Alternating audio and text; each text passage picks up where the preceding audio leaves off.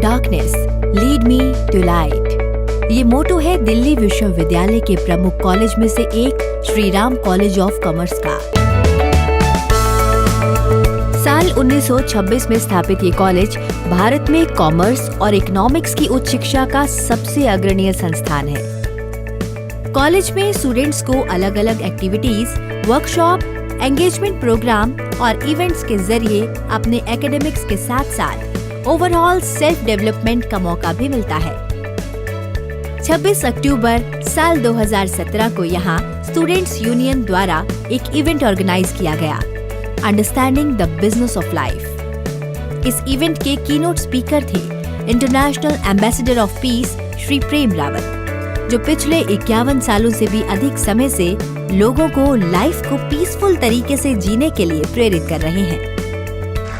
इस इवेंट में स्टूडेंट्स को लाइफ और सक्सेस के बारे में एक अलग नजरिया जानने को मिला और साथ ही उन्होंने प्रेम रावत जी से कुछ सवाल पूछकर अपने डाउट्स भी क्लियर किए। यहाँ जो स्टूडेंट्स हैं वो चाहते हैं कि हर एक यूनिवर्सिटी में जो स्टूडेंट्स हैं वो चाहते हैं कि खूब पढ़ें लिखें, पास हो, किसी तरीके से पास हो जाएं। और मैंने जो कहा पढ़े लिखे, वो तो बात अलग है। मतलब उनका ऑब्जेक्टिव पढ़ने लिखने में नहीं है, उनका ऑब्जेक्टिव है पास होने में। क्योंकि कई बार उस जवानी में ये होता है कि नहीं ये करेंगे, हम ये करेंगे, हम वो करेंगे, वहाँ जाएंगे, ये करेंगे, और जब समय आता है टेस्ट का, दिल धड़कने लगता है और क्या कहते हैं, फिर सब जाते हैं किस चीज़ के दर्शन करने के लिए, रिजल्ट्स के दर्शन करने के लिए, और श्वास रोक करके रिजल्ट्स को देखते हैं। मैं पास हुआ नहीं हुआ, हुआ नहीं हुआ, हुआ नहीं हुआ, हुआ नहीं हुआ, और हो गए तो वाह वाह, और नहीं हुए, और अगर मार्क्स ज्यादा मिल गए तो नौकरी पक्की। तो आपके प्लान में तो यह है कि खूब मेहनत करेंगे, पास हो जाएंगे, अच्छे नंबर मिल जाएंगे, फिर नौकरी हो जाएगी, फिर वाह वाह।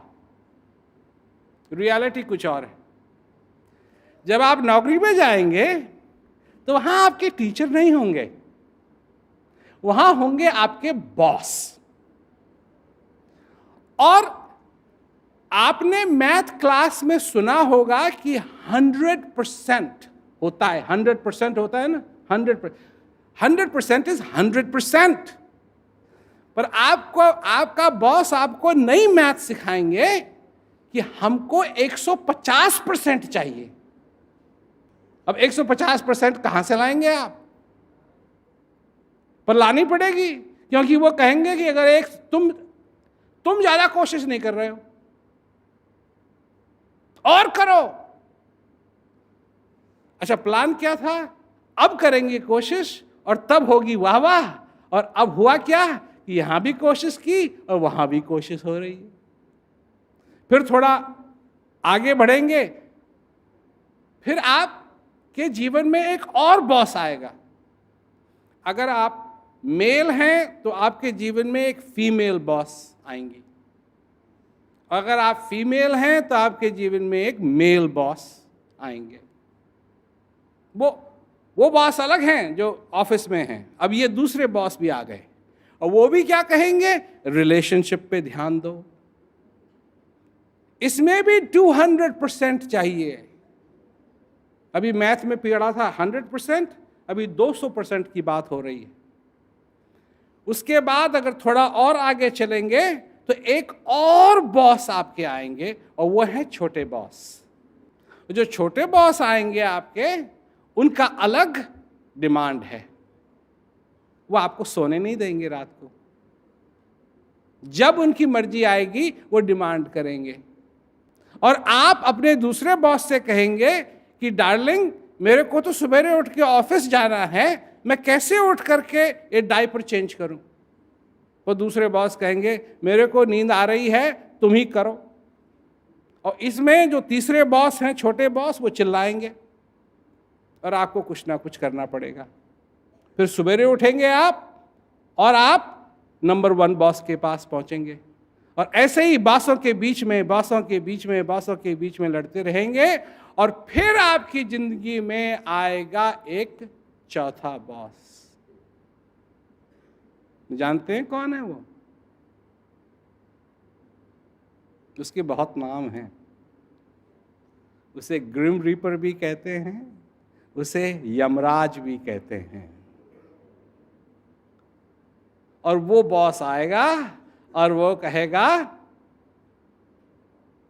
मैं 100% तुमको ले जाऊंगा।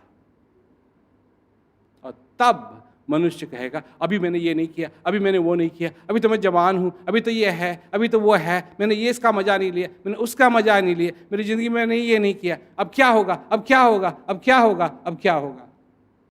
सोचिए आप कि ये जानते हुए भी कि एक दिन आपको जाना है, आप जी कैसे रहे हैं जैसे आप कभी नहीं जाएंगे। अगर आप 100 साल भी जिए तो कितने दिन बनते हैं उसके? 36,500 डेज। सिर्फ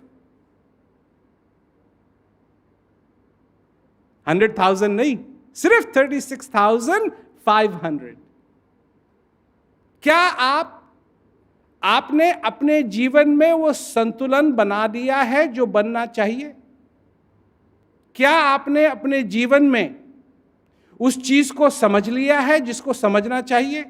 क्या आपने उस शांति को अपना लिया है जिस शांति को अपनाना चाहिए? क्या आपके जीवन के अंदर रूट कॉज ह्यूमैनिटी है या एम्बिशन है? आप किस चीज के लिए जीते हैं?